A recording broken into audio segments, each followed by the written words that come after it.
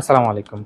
ঢাকা কুমিল্লা রুটে বেশ কিছু এসি এবং নন এসি বাস সার্ভিস রয়েছে। ঢাকার কমলাপুর থেকে সকল এসি বাস ছাড়ে কমলাপুর তথা আরামবাগ এই ২ জায়গাতে এদের বাস কাউন্টার রয়েছে। রয়্যাল কোচ, এশিয়া এয়ারকন এবং মিয়ামি।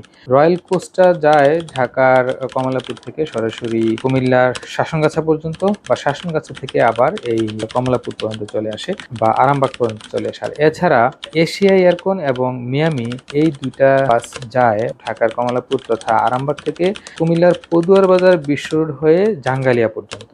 তো আপনি কোন জায়গাতে যাবেন সেটার উপর ডিপেন্ড করে আপনি বাস নির্বাচন করতে পারেন। যদি শাসনগাছা কেন্দ্রিক কোনো কাজ থাকে সেক্ষেত্রে আপনি রয়্যাল কোচে যেতে পারেন। আর যদি পদুয়ার বাজারের আশেপাশে কিংবা টমসন ব্রিজ, তেঁতুলি বা ওই এরিয়াতে যদি আপনার কাজ থাকে সেক্ষেত্রে আপনি যেতে পারেন এশিয়া এয়ারকন এবং মিয়ামিতে।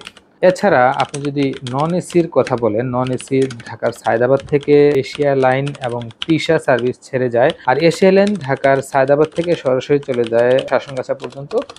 এশিয়া লাইন বাদে অন্য যে সকল নন এসি বাস সার্ভিস আছে সবগুলি কুমিল্লার পদুয়ার বাজার বিশ্ব রোড হয়ে জাঙ্গালিয়া পর্যন্ত আসে।